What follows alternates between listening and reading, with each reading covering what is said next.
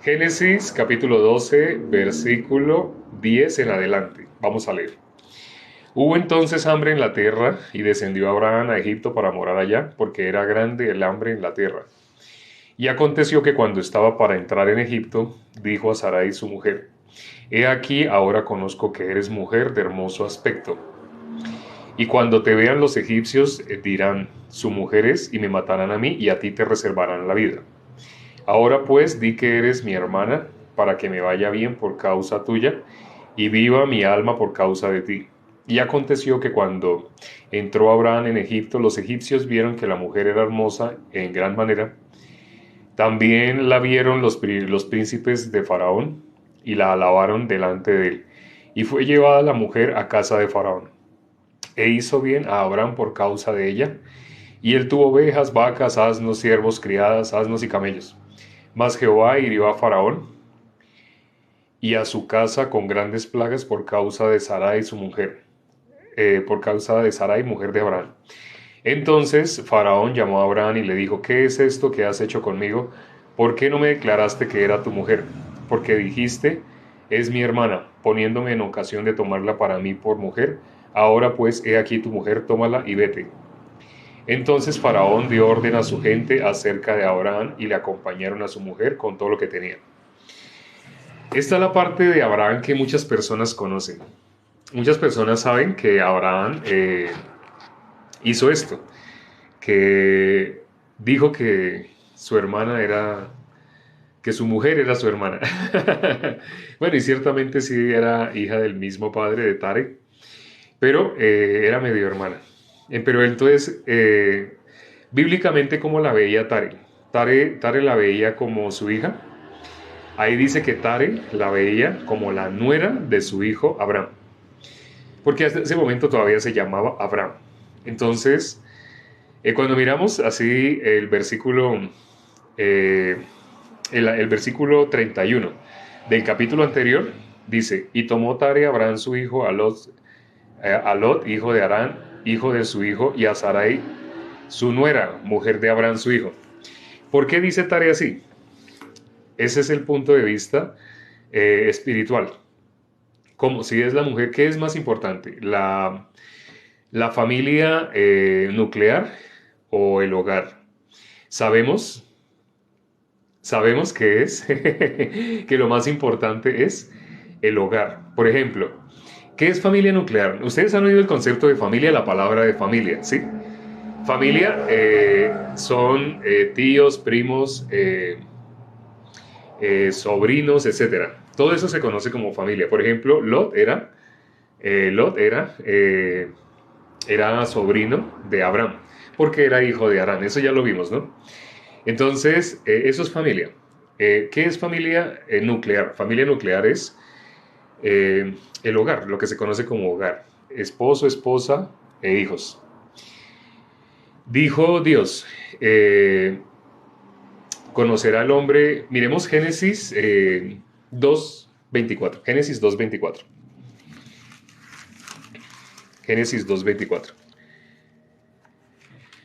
Dice: por tanto dejará el hombre a su padre y a su madre, y se unirá a su mujer, y serán una sola carne. Mire lo que dice. Dice: dejará el hombre a su padre y a su madre, y se unirá a su mujer. Para Dios es más importante. ¿Y por qué? Ya sabemos, el matrimonio, ¿qué simboliza? El matrimonio simboliza el hogar. La familia nuclear es el hogar, pregunta Pam. ¿El matrimonio qué simboliza? El matrimonio simboliza la unión entre Cristo y la iglesia. Por eso en el Nuevo Testamento se habla de la iglesia como la esposa de Cristo. Nosotros somos la esposa de Cristo. En países donde el machismo es muy arraigado, a un hombre le queda difícil decir: yo soy la esposa de Cristo. No lo puede ni decir fácilmente. Pero entonces, ¿qué dice? Para Dios es más importante ya el hogar, ¿sí? El hombre dejará a su padre y a su madre y se unirá a su mujer. Por eso, a pesar de que antiguamente se casaban, sí, efectivamente sí se casaban hermanos o medio hermanos, pero en el momento que se casaban, ya ella ya no era vista como, el papá ya no la veía como hermana, como hija.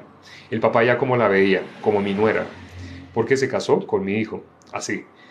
Entonces, bueno, ahorita en esta cultura pues suena raro, suena extraño porque ya no sucede eso, pero al principio esa era la forma de procrearse, ¿no? No había otra forma, ¿no? Al principio. Pero ya ahora, pues no, ahorita es como enfermizo el solo imaginarse semejante cosa, semejante escena. Aquí, ¿qué hizo Abraham? Abraham, él la llamó. ¿Cómo la llamó? ¿Cómo la presentó? La presentó como la hermana. ¿Cómo tenía que presentarla Abraham? Tenía que presentarla como la esposa. Pero por presentarla como la hermana, realmente se puede decir, en algunos países se diría, la vendió. Está vendiendo a su esposa. No sé si a ustedes les gustaría que de pronto su esposo, ¿sí? Su esposo dijera que usted es hermana. No sé si les gustaría, no sé, no, imagino que no, ¿no? Que digan que es mi hermana. Ay, creo que se me... Ya. Generalmente yo grabo, pero esta vez no había puesto a grabar. Bueno. Entonces, sí, creo que a ninguna mujer le gustaría ni soportaría que su esposo le dijera, mire, ella es mi hermana. Así, ¿no? Si la está presentando como su hermana, se siente como si la estuviera vendiendo, ¿no? Así. Pero, Abraham, ¿por qué hizo eso? ¿Dónde está? ¿Qué fue lo que causó que Abraham entrara en semejante dificultad? Me refiero, que Abraham llegara al punto que tuviera que negar a su hermano, por temor. Hubo temor, sí sabemos, hubo temor y el temor hizo que él negara a su esposa y la presentara como su hermana. No negó a su hermana, la presentó como su hermana. ¿A quién? A su esposa. Entonces, cuando miramos, ¿qué fue lo que hizo que Abraham hiciera eso? ¿Abraham quién era? Abraham es el padre de la fe, todos sabemos que Abraham es el padre de la fe. Pero entonces, ¿por qué hizo semejante cosa? Eh, Tuvo que haber tenido miedo, pero ¿Dios no estaba con él? Sí, Dios estaba con él. Entonces, si él es el padre de la fe, ¿por qué llegó hasta esa situación? ¿Sí? ¿Qué edad tenía en ese momento Sarai? Sarai, sabemos, bueno, sabemos que Sarai es 10 años menor que Abraham. Entonces, en ese caso es Abraham. En ese caso no es Abraham. En ese caso es Abraham. En este caso, Sarai, y bueno, y ya no es, todavía no es Sara, es Sarai. En este caso, Sarai es 10 años menor que él. Habíamos leído ayer que él tenía 75 años, ¿sí? Entonces, si él tenía 75 años, ella tenía 65 años. Es decir, ella era una ancianita, pero como dicen acá, que todos alababan, ¿qué alababan de Sarai? La hermosura. Era una ancianita muy hermosa. Imagino que hay más de una TikToker en ese momento que nos está viendo y que pensará que tiene de pronto, no sé, tiene 60 años, así, pues Sarai era mayor. Y el faraón deseó casarse con ella porque era muy hermosa, así dice, ¿no? Pero entonces lo que llevó, bueno, aquí me han dicho que es el temor, que eso fue lo que hizo y sí, fue el temor lo que llevó a Abraham a hacer eso. Pero curiosamente, si Dios está con él, ¿por qué vamos a tener temor? Hace poquito subimos un video a TikTok que habla sobre eso. A lo único que debemos temer que es a aquel que puede matar, que puede destruir, no matar, no, el que mata es Satanás, ¿sí? Aquel que puede destruir el alma y el cuerpo en el infierno. Así dice, ¿no? La palabra. Dice, no temáis al que mata la carne, porque el alma no la puede matar. Temáis más bien a aquel que puede matar, destruir, que puede destruir el alma y el cuerpo en el infierno. Bueno, cuando miramos los versículos anteriores, los primeros versículos que leímos el día de hoy, ahí podemos ver qué fue lo que pasó en el caso de Abraham. El versículo 10 dice, hubo entonces hambre en la tierra y descendió Abraham a Egipto para morar allá porque era grande el hambre en la tierra. ¿Por qué descendió a Egipto? Dios, ¿qué le dijo? ¿A dónde tenía que ir él? Dios le dijo que él tenía que ir ¿a dónde? A Canaán. Y se fue a Canaán y a Canaán llegó. Eso también lo leímos, ¿no? Eh, por eso leímos hasta ese día, leímos hasta ese versículo, ¿no? Fue hacia Canaán y a Canaán llegó. Pero entonces, ¿por qué dice que hubo hambre y descendió a Egipto? Entonces él se fue, pero ¿para dónde se fue? Se fue a una tierra donde Dios le dijo que se fuera a Egipto. Fue el pensamiento de él el que lo mandó a Egipto. ¿Qué le hizo ver que había hambre? ya sabemos, hay dos puntos de vista. El hombre o vive por vista o vive por fe. Pero en este caso, ¿qué fue lo que hizo? Lamentablemente él siguió por vista. Guiándose por vista, él vio que había hambre. Como vio que había hambre, entonces él descendió a Egipto. No sé si se acuerdan, en la Biblia, alguien hizo exactamente esto mismo. Si se acuerdan, en la Biblia, ¿en qué otra parte aparece alguien que también hizo exactamente lo mismo porque vio que había hambre en la tierra donde se encontraba? En la tierra donde se encontraba es la tierra donde Dios le había puesto. Pero al ver que había hambre, descendió a una tierra diferente a aquella donde Dios le había puesto. Es decir, por usar su punto de vista, entonces se fue a una tierra diferente. ¿Alguien sabe? En el caso de José, no. No fue en el caso de José. Bueno, vamos a mirar entonces a Ruth. Vamos a mirar, bueno, a Noemí más exactamente. Vamos a mirar el libro de Ruth. Josué, Jueces, Ruth, primera y segunda Samuel. Después del Pentateuco, después de Génesis, Éxodo, Levítico, Números, Deuteronomio, viene Josué, Jueces, Ruth. Prácticamente es el octavo libro de la Biblia. Antes de primera y segunda Samuel, primera y segunda Reyes, primera y segunda Crónicas. Entonces ya saben, Josué, Jueces, Ruth, para que les quede fácil buscar, les hice esta orientación. Y si no, miren el video en el cual les explico cómo aprenderse los libros de la Biblia para que puedan hacer una búsqueda mucho más rápido. Por ejemplo, aquí estoy en segunda Samuel, pues ya sé que tengo que echar un poquito hacia atrás. Y ya llegué a Josué, entonces tengo que echar un poquito hacia adelante. Y ya llegué a Ruth. Por saber el orden de los libros, una persona puede buscar rápido y puede ganar el concurso de la Biblia más rápida del oeste. Ese también hicimos un video al respecto. Entonces, ya les he dado las técnicas, cómo pueden hacerlo, cómo pueden aprender, pero necesitan practicar. Entonces vamos a leer el capítulo 1 de Ruth. Ahí aparece exactamente lo mismo que acabamos de leer en el caso de Abraham. Aquí dice: aconteció en los días que gobernaban los jueces que hubo hambre en la tierra, y un varón de Belén de Judá fue a morar en los campos de Moab, él y su mujer y sus dos hijos suyos. Bueno, los dos hijos suyos eran Malón y Kelión. Este varón que se fue a morar, su esposa era Noemí. Pero ¿dónde estaba él? Aquí leímos en ese versículo, él estaba en Belén. Pero ¿a dónde se fue a morar? A los campos de Moab. Y ya habíamos visto que Moab es la tierra maldita.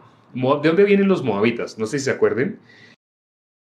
Pero sabemos a quién representan los moabitas. Nos está representando a nosotros. Suena terrible, pero la generación maldita es representada ¿por quién? En ese caso por Moab. Ellos descendieron a Moab. ¿Tenían que ir a Moab? No, ellos estaban en la tierra donde Dios los había puesto. ¿Sí? Las hijas de Lot tuvieron relaciones con su papá y él no se dio cuenta. Y de ahí salieron esos dos grupos, los moabitas. Entonces, ya llegamos a Ruth. Entonces, ¿a dónde? ¿A dónde descendió, en ese caso, a dónde descendió Noemí, su esposo, sus dos hijos, Malón y Kelión? ¿Descendieron a dónde? Se fueron a Moab, a los campos de Moab. Lo leímos en el versículo 1 de Ruth 1, Ruth capítulo 1. Fue exactamente lo mismo que hizo Abraham, exactamente lo mismo. Abraham también descendió a Egipto porque dice que en la tierra había hambre. Ahora, cuando ellos se fueron, ¿cómo se fueron? Ellos se fueron para Moab. El ser humano, ¿hacia dónde pone su vista? Por naturaleza. Pone su vista a donde parece que hay como opciones de prosperidad, donde parece que hay más opciones de éxito. Hacia allá el hombre apunta, hacia donde parece que tiene mejor, como la tierra prometida. Por lo menos en mi país, muchas personas en los años 70, 80 y 90, y todavía lo siguen haciendo, viajaban a Estados Unidos. ¿Por qué? Porque llamaban Estados Unidos como el American Dreaming, el sueño americano, ¿sí? Y querían ir a Los Ángeles, por ejemplo. Muchas personas se fueron allá. Inclusive en ese momento, muchos latinos que están en Estados Unidos escuchan este en vivo porque se fueron a Estados Unidos. ¿Por qué se fueron a Estados Unidos? ¿Porque allá iban a vivir peor? No, se fueron porque estaban buscando una mejor condición de vida. El ser humano, cuando vive por vista, normalmente va hacia donde le parece que es mejor. En este caso pasó exactamente lo mismo, ellos se fueron. Si saben, bueno, les adelanto qué aparece aquí en el capítulo 1. Ya habíamos leído una parte del capítulo 1, cuando Orfa y Ruth, las nueras de Noemí, Noemí se está devolviendo a Belén, porque sus hijos, Malón y Kelión, murieron. Murió su esposo. Entonces ella quedó viuda y quedó con sus dos hijos, Malón y Kelión, pero ellos también murieron. Entonces ella quedó totalmente desamparada. ¿Y ella a dónde volvió? Volvió a Belén. No sé si se acuerdan qué condición se necesita de una persona para que regrese a Dios, para que busque a Dios. Ya lo habíamos visto, lo habíamos analizado, pero en este caso también está sucediendo exactamente lo mismo. Por ejemplo, miramos el estanque de Bethesda. Ayer miramos el estanque de Bethesda, ¿no? ¿Qué características se necesita para que una persona en ella pueda obrar la fe? Necesitamos que esa persona no tenga ninguna posibilidad, ninguna opción en sí mismo. Mientras esa persona todavía ve posibilidad, todos los que estaban alrededor del estanque, ¿a quién miraban? Todos los que estaban alrededor del estanque miraban. La leyenda era que un ángel descendía de tiempo en tiempo y tocaba el agua. Y el que primero se metiera al agua quedaba sano del azote que tuviera. Esa era la leyenda. Ahora, ¿qué simboliza eso? La posibilidad del hombre de sanarse por sí mismo. ¿Qué significa la sanidad bíblicamente? Es sombra de la salvación. ¿Dios le puede dar sanidad a todo el mundo? Dios podría. Jesús estaba ahí en el estanque y Jesús con una palabra podía haberlo sanado a todos. Pero Jesús, ¿a quién le dio la sanidad? Única y exclusivamente a alguien. Jesús estaba mirando y sí, había un ciego, había otro ciego, había un cojo, había otro cojo, había mancos, había un leproso, habían muchas personas enfermas. Pero Jesús mirando a todos y caminando, Jesús iba caminando entre todos, pero hubo uno que cautivó la atención de Jesús. Eso lo vimos el día de ayer. Esa persona, ¿qué características tenía? Ayer lo leímos, esa persona no tenía ninguna posibilidad en sí mismo, no se podía sanar por sí mismo, es decir, representa la salvación. Esa persona no se podía salvar por sí mismo. Ahora, ya que podemos ver claramente esa parábola que aparece, bueno, no es esa manera de parábola, sino es directamente, es una historia, pero para algunos es por parábolas todas las cosas. Entonces, ¿por qué está escrita esa historia? No es solamente para que veamos que Jesús sana o no sana a una persona. No, Jesús podía sanarlos a todos, pero ¿por qué sanó a uno? Porque está hablando es de Dios. ¿Jesús por quién vino? Jesús vino por los pecadores. ¿Para qué? Para justificarlos. La idea es darle salvación al pueblo, a la iglesia, que va a ser el pueblo de él. Porque Jesús dijo, Dios puede levantar, lo dice también, sí, lo dijo nuestro Señor Jesucristo, Dios puede levantar hijos a Abraham aún de las piedras. Entonces Jesús vino por su iglesia. Como Jesús vino por su iglesia, este paralítico que estaba ahí tirado tenía el requisito para poder recibir la sanidad, que sabemos qué significa. Tenía el requisito para poder recibir la salvación. Ya cuando entendemos el lenguaje espiritual, entonces una persona para recibir la salvación necesita no tener ninguna fuerza para salvarse por sí mismo. Sí, como la persona tiene que no tener ninguna fuerza para salvarse por sí mismo, ¿eso qué significa? Significa que la persona inevitablemente tiene que haber fracasado. Sé que suena feo, pero si la persona no fracasa en el corazón, esa persona todavía va a ver la gracia con menosprecio. No sé si se dan cuenta en los comentarios, cuando subimos un video de la gracia, aparecen personas de la obra, defendiendo la ley. No, nosotros debemos cumplir la ley. Pues no lo dicen directamente así, lo dicen con otras palabras. Si alguien dice debemos cumplir los mandamientos, ¿sabe qué está diciendo? Debemos cumplir la ley. Entonces, yo les he explicado ya muchas veces, sí, la idea es cumplir, pero ¿cumplir en qué sentido? Bíblicamente cumplir es hacer aquello para lo cual la ley fue dada. La ley fue dada para que nosotros nos diéramos cuenta, no podemos, nos damos por vencidos. La ley solo la puede cumplir Dios. Por eso el único que la cumplió fue nuestro Señor Jesucristo. La paga del pecado, ¿cuál es? Muerte. La demanda de la ley solamente la podía satisfacer una ofrenda perfecta. ¿Y esa ofrenda perfecta quién fue? Esa ofrenda perfecta fue nuestro Señor Jesucristo. Entonces, si en el estanque estaba el Salvador, pero todas esas personas, ¿dónde tenían fuerza? Tenían esperanza en sí mismos. Jesús no venía por ellos. Jesús por ellos no venía, por esas personas no, porque todavía ellos pueden hacer algo por sí mismos.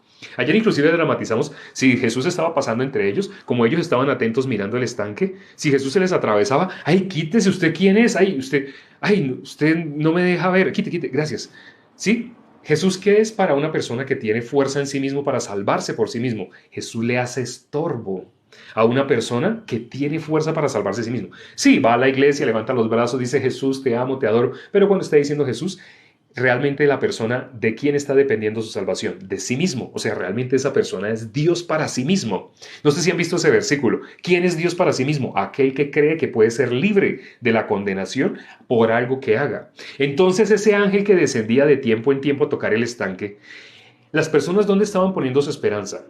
Si ahí estaba Jesús, en esa escena que se nos plantea en Juan 5, si en esa escena estaba Jesús, pero había otro ser, que es el ángel, no aparece el ángel es una esperanza que el hombre tiene, que aparezca un ángel y toque el agua. Y de vez en cuando, entonces ellos estaban mirando el agua, si el agua se agitaba, salían corriendo a meterse en el agua, con esperanza de salvarse, de sanarse, pero sabemos, es el símbolo de la salvación. Las personas que tienen esperanza en algo que ellos puedan hacer, están atentos a ver qué pueden hacer, tienen la atención fija en qué pueden hacer ellos, ¿sí? Entonces, las personas que tenían ese interés o esa atención en el agua, ¿quién representa ese ángel? Esa esperanza que ellos tenían en un ángel, a pesar de que ahí estaba Jesús, pero ellos tenían la esperanza en alguien más. ¿Sabe quién es ese ángel entonces? El que se disfraza de ángel de luz. Satanás. La Biblia dice que Satanás se disfraza de ángel de luz. Entonces, si alguien roba la atención del que verdaderamente los puede salvar, el que verdaderamente los puede salvar estaba ahí, que se llama Jesucristo. Él los podía salvar, él los podía salvar. Pero descendía un ángel, había una leyenda de que un ángel descendía de tiempo en tiempo y tocaba el agua. Y se iba, pero cuando tocaba el agua, el primero que se metiera quedaba sano. Era una leyenda. O sea, no era algo verificable, pero entonces las personas tenían esperanza en esa leyenda que les habían contado. ¿Quién les hizo meter esa leyenda en el corazón? Satanás, para que ellos tuvieran la esperanza en que ellos podían hacer. La persona que confía en sí mismo, que cree que puede hacer algo para alcanzar la salvación, esa persona está menospreciando a Jesús. Y lo que les dije, en esa dramatización que hicimos, Jesús le hace estorbo a una persona que tiene fuerza, a una persona que puede levantarse a las 3 de la mañana, todos los días pone el reloj a timbrar, y se levanta a las 3 de la mañana, y lo primero que hace es arrodillarse y ora por ahí un minuto, porque como se acaba de levantar, si ora más de un minuto, entonces el sueño lo coge, entonces ora por ahí y se levanta y ya, esa persona se va y se mete, prende las luces, va y se baña los dientes, y se sienta a leer la Biblia, y lee horas. Y horas. Parece que lo que estoy describiendo suena hermoso, ¿no? O sea, suena, wow, ejemplar. Quisiéramos hacer eso. ¿Sabe quiénes hacían eso? Los fariseos. Los fariseos hacían ese tipo de cosas. O sea, no digo que estén mal esas cosas. Lo que estoy diciendo es las personas que tienen la esperanza en lo que ellos están haciendo para agradar a Dios, a esas personas uno les va a presentar el evangelio, les va a presentar la salvación, les va a presentar la gracia y lo rechazan, no entienden. Dicen, ¿usted qué me está hablando? Cuando les decimos, Jesús ya llevó el pecado de todos nosotros, dicen, ¿usted por qué habla así? En la Biblia dice que Jesús es el Cordero de Dios. Ah, bueno, sí, pero es que nosotros debemos cumplir, nosotros debemos hacer, nosotros debemos... Y empiezan a hablar así. Uno dice, esa persona, ¿cómo puede recibir la gracia? ¿Sabe cuándo podría recibir la gracia? Ustedes se acuerdan de la mujer con el flujo de sangre, ¿sí? La mujer con el flujo de sangre. Esa mujer, ¿qué pasó con esa mujer que tenía flujo de sangre? Ella gastó todo en médicos. Ella se quedó sin nada, porque ella estaba buscando cómo sanarse de esa enfermedad que tenía, de ese flujo de sangre. Pero ella, cuando ya se quedó sin ninguna opción, cuando ella dice que había gastado todo en médicos, cuando ella se quedó sin nada, sin nada de esperanza en sí misma, porque ya no tenía nada más para invertir en un médico, entonces ella, ¿qué pudo oír? Ella pudo escuchar que toda la gente en esa época hablaba de Jesús. Jesús estaba en boca de todo el mundo, pero todo el mundo quería conocer a Jesús, no todo el mundo. Ella lo quería conocer y lo quería conocer de una manera... Ustedes, bueno, vamos a llegar a Levítico en algún momento, ya estamos cerquita, estamos en Génesis, ya estamos casi llegando a la mitad de Génesis. Bueno, no, estamos un poquito lejos de la mitad. Lejos no, Génesis tiene 50 capítulos y estamos en el capítulo 12, o sea, ya casi llegamos. Cuando lleguemos al 25 estamos en la mitad de Génesis.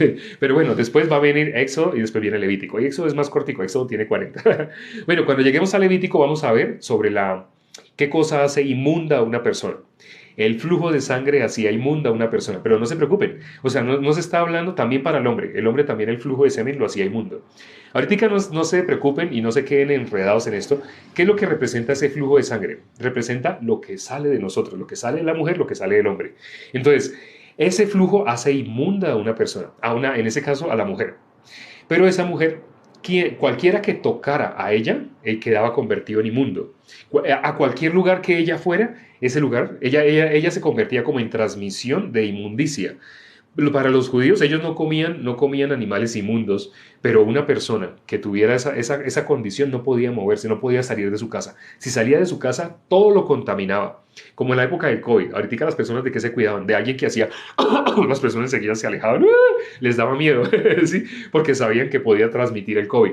Pero igual, en el caso del flujo de sangre, una mujer que tuviera ese flujo de sangre no podía estar comportándose como una persona normal. Entonces, si no podía comportarse como una persona normal, tenía que estar encerrada, porque si salía, por donde quiera que caminaba, todo lo iba convirtiendo en todo donde ella pisaba, todo lo iba volviendo inmundo. Si ella se sentaba, ahí quedaba inmundo. Si ella hablaba con una persona, la saludaba, solamente la saludaba, ya convertía inmunda a esa persona. Entonces esa persona no podía hacer nada. Pero esta mujer, imagínense, tenía flujo de sangre. Imagínense cómo la miraría todo el pueblo de Israel. Ella no podía hacer nada, literalmente no. Pero entonces cuando yo hablar de Jesús, ella se metió en la multitud. Ella no podía rozarse con nadie, ni entrar en contacto con nadie, pero había una multitud y ella en la multitud se abrió paso. La ley que decía, ella podía hacer eso por la ley. Cuando miramos Levítico, no, ella es más, podía haber sido apedreada por ser una mujer con flujo y tocando a otras personas de adrede. Es como una persona que tenga una enfermedad contagiosa mortal y que esté inyectando a los demás con su enfermedad porque quiere que todo el mundo se muera. Ella estaba haciendo eso, ella estaba metiéndose entre todo el mundo. Y ella se metió entre todos para tocar a Jesús. Ella se estaba arriesgando a la muerte. ¿Pero por qué se estaba arriesgando a la muerte? Porque ella, en el corazón de ella que entró fe, igual que el paralítico que vimos ayer, entró fe. ¿Por qué? ¿Por qué entró fe? Por eso digo, no se preocupen, Netica, por lo de ser inmundo, no ser inmundo. Vamos a hablar de eso más detenidamente en Levítico. Ser inmundo significa igual que Romanos 3:23, de estar destituido de la gloria de Dios. Entonces, todos los judíos, ¿de qué se guardaban? Los israelitas, ¿de qué se guardaban? De comer cosas inmundas, de acercarse a una persona que tuviera flujo, ese tipo de cosas. Pero no solo mujeres, o sea, por eso les digo, si lamentablemente por haber nombrado este tema, algunas personas podrían distraerse.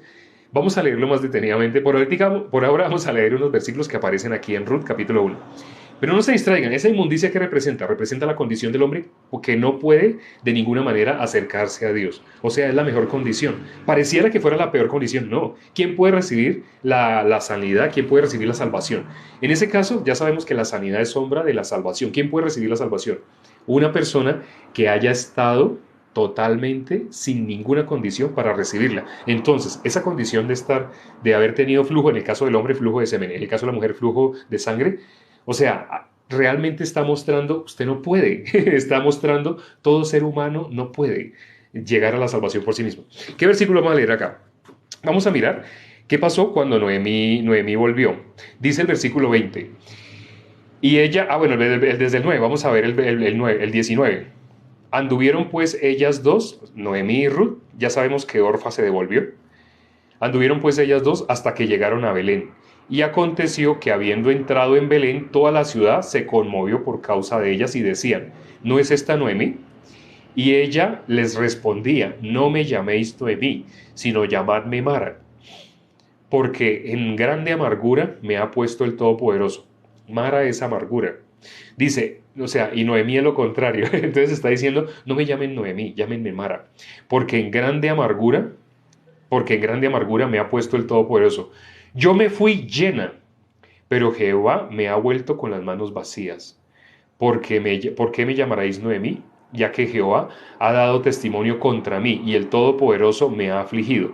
Así volvió Noemí y Ruth, la moabita, su nuera, con ella. Volvió de los campos de Moab y llegaron a Belén al comienzo de la siega de la ciudad. Cuando vemos aquí el testimonio que está dando Noemí es, no me llamen así, yo soy amargura, no me llamen felicidad, llámenme amargura, yo eso es lo que soy. Yo me fui con las manos llenas, pero Jehová me ha vuelto con las manos vacías. Así dice ella. ¿Sabe qué corazón tiene Noemí acá? El corazón, del mismo corazón del hijo pródigo. Ella estaba en Belén, pero ella se fue. ¿Por qué se fueron de Belén? Ella iba a donde iba su esposo. Pero ¿qué vieron? ¿Qué vio su esposo? ¿Qué vio ella? ¿Qué vieron ellos? Vieron que había hambre en la tierra. ¿En dónde? En Belén. Y se fueron. Ahora, las personas que no se fueron de Belén, ¿se murieron de hambre?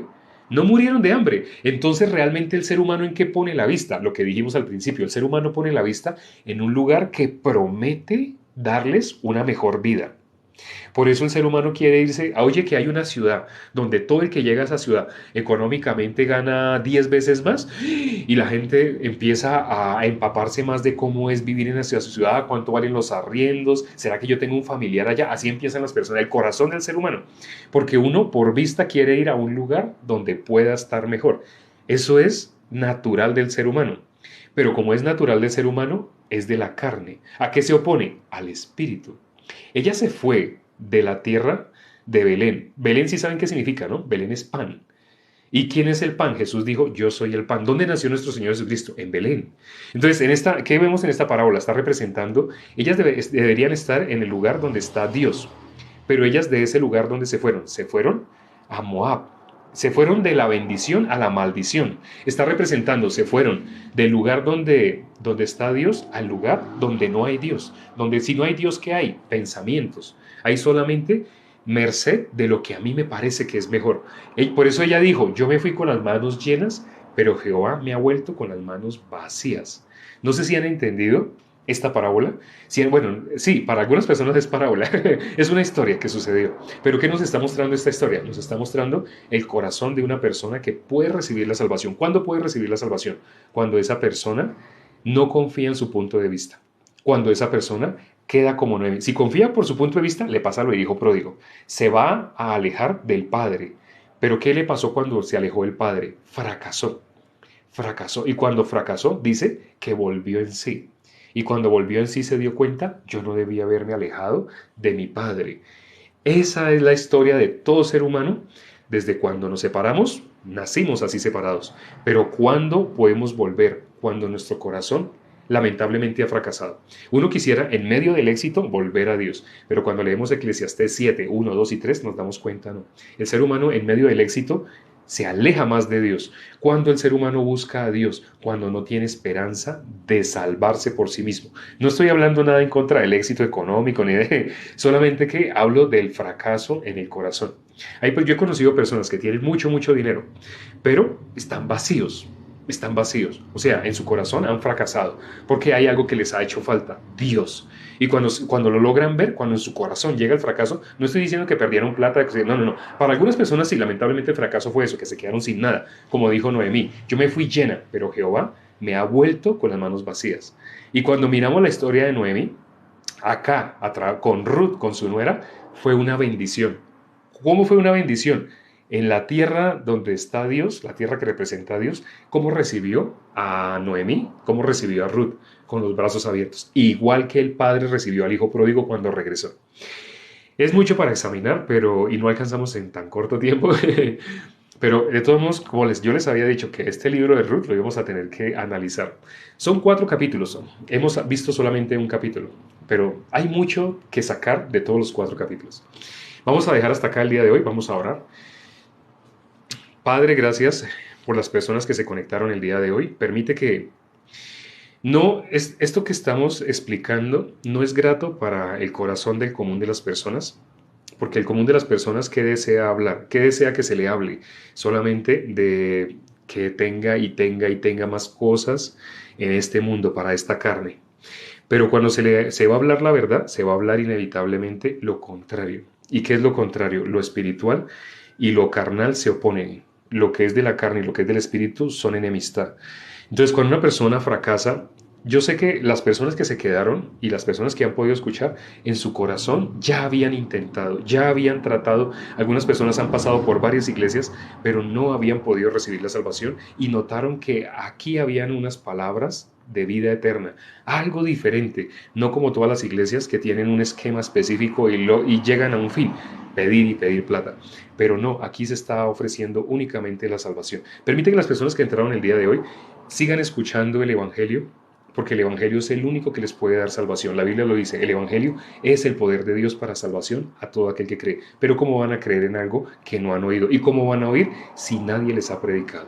¿Y cómo alguien puede predicar si no ha sido enviado? Un justo tiene que predicar el Evangelio para que las personas que aún no han recibido la salvación se contagien de ese justo. Permite, Padre, que así las personas que se conectaron el día de hoy y que ya son salvos, permite que con valentía puedan hablar el Evangelio. Dale la oportunidad para que a sus familiares, amigos así, les hablen el Evangelio.